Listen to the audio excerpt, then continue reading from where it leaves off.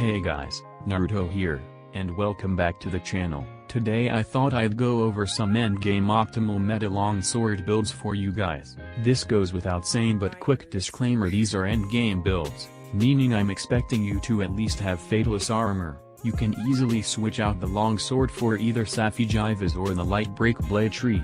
These builds aren't set in stone, which means even if you don't have the right decorations you can easily copy the core of what the builds are trying to do. People tend to come to my videos and assume that the builds I show are for beginning to mid-game builds despite the titles saying end-game builds. Just had to get that out of the way.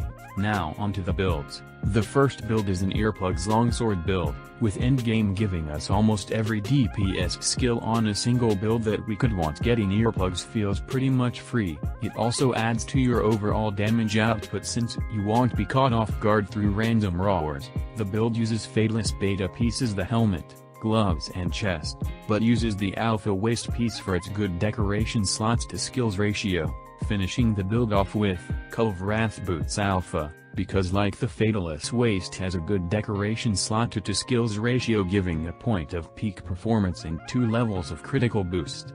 With the build you get near perfect sharpness since with the Fatalis true razor shot and 4 levels of handicraft the monster should long be dead before you even have to sharpen again. I also added the new shaver decoration so that you only have to tenderize a master part once. With the new addition of the shaver decoration I find it a lot more fun to play light hitting weapons since you focus more on fighting and less on softening monster parts. For the next longsword build, we use the same armor pieces as the previous build.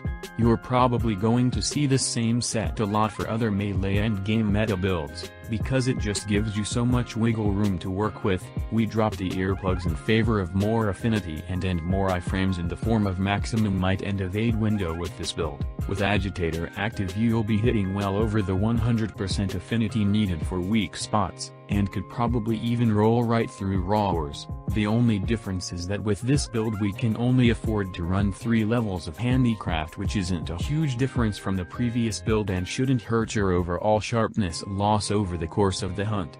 The only issue you'll find with this build is being aware of your stamina and managing it so that you're benefiting off of maximum might as much as possible. Since the build uses maximum might you augment the longsword with attack and health regeneration, as compared to the first build that needs all the affinity it can get that's augmented for 1 affinity and then a health augmentation. For the last build I thought I should add a fun meme build in the form of the punishing draw AI/build using the new arch-tempered Velkhana armor. We use the Rhyme Guard Gamma helmet, chest, waist and legs, with the final piece being the Frost Fang Barriath's arms.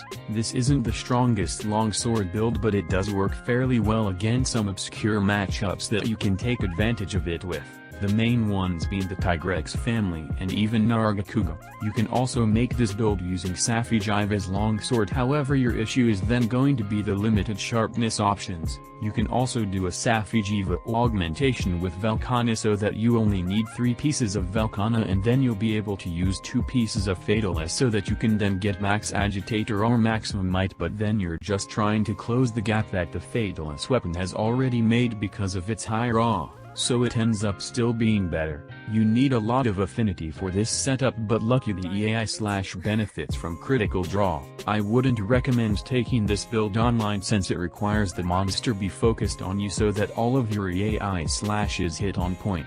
Otherwise it's a fun new way to play longsword. And there you guys have it, longsword meta builds for ICEBORNE endgame.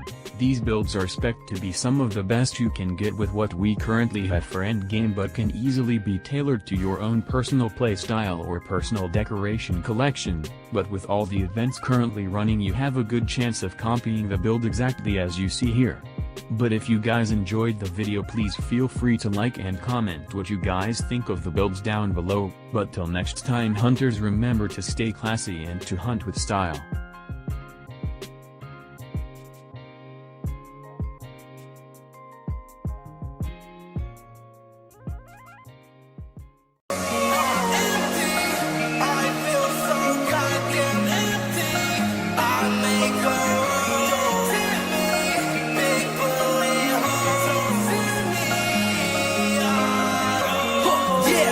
Keeping it real, I'm keeping it real. Yeah.